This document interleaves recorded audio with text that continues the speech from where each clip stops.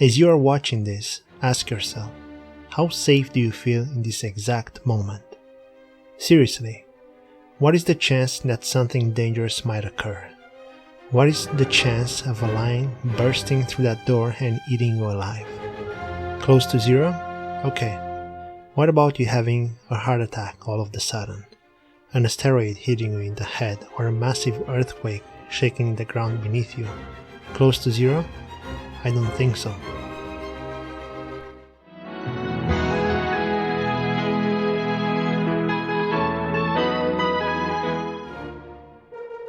A few decades ago, a summer storm was just a summer storm. Now they are labeled through a filter of hazard records. These hazard records are represented by colors: yellow, orange, and red for the most part. The same goes for wind, low, and high temperatures. Think about when was the last time you saw a news report when the headlines was the nice 20 degrees Celsius. Probably never. But when the temperature drops below -5 or goes beyond 25, all hell breaks loose. Our ancestors might have laughed at us. Let's not get ahead of ourselves though. I'm not trying to imply that this information is bad. It's just the way how it's used and how often. Imagine if on your next flight your pilots would strictly rely on the technology it was used 40, 50, 60 years ago. Would you feel safe about this? Of course not. The pilots need to rely on precise equipment that are updated with the current technology. Since we didn't jump ship yet, in engineering for instance, when you build something like a bridge, a resistance must be determined so that the bridge will be okay. Then, this resistance is multiplied by a safety factor. That's how many times the resistance must increase in order to face unforeseen risks. When you make a heater, for example, the safety factor is around 6. When you make a plane, the safety factor varies between 1.2 and 2. Because if you take too many safety measures, the plane becomes safe, but it can never lift off the ground anymore. After all, planes are meant to fly, high up in the blue skies, where the oxygen levels are about 1/3 of the oxygen levels you are inhaling right now as you're watching this. Where I'm trying to arrive is here. When you're driving to the grocery store that is a mile away to stock up on toilet rolls, do you really need to be overwhelmed with information about that heavy rain that will soon pour down? Will that information improve your need for safety? Enough about airplanes and bad weather.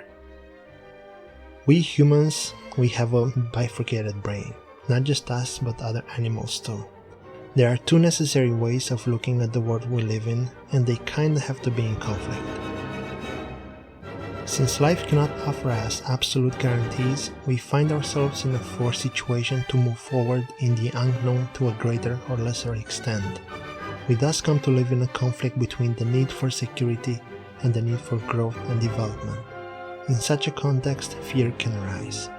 We may perceive situations as too risky in relation to our need for safety, and then we choose to step back, avoid action, and stay in the comfort zone. Who is the happier man? He who has braved the storm of life and lived, or he who has stayed securely on shore and merely existed? Most of the time, fear is the result of a perception of danger that is generated by our minds. Apart from the situation in which there is really a physical danger, fear is nothing but an illusion. Do you really want a safe place? Is that what you want? You want to be so weak that you want to be protected from threat? What the hell kind of life is that? You're a paralyzed rabbit in a hole. That's no life for a human being. In fact, we do not want to risk difficulties and prejudices that would call into question our self-esteem and our current identity. Will we not be rejected? Will it not come to light that we are not capable, good enough? What about our need for acceptance and approval? To be okay, we must.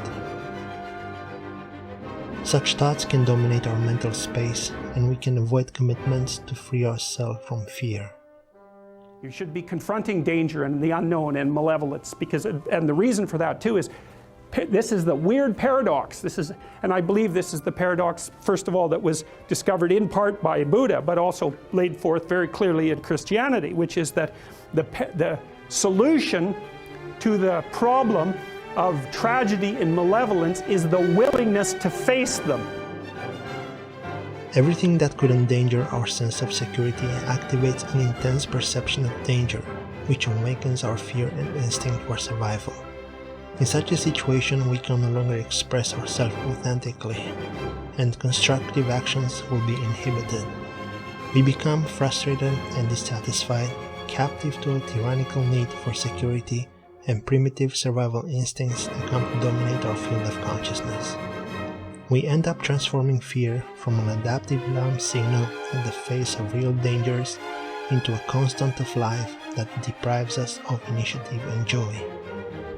Life should not be a journey to the grave with the intention of arriving safely in a pretty and well-preserved body, but rather to skid in broadside in a cloud of smoke, thoroughly used up, totally worn out, and loudly proclaiming, "Whoa, what a ride." Fear makes us live all kinds of imaginary catastrophes. We are anxiously looking for possible dramas rather than watching the starry sky and the morning dew. The secret of a joyful life is to live dangerously.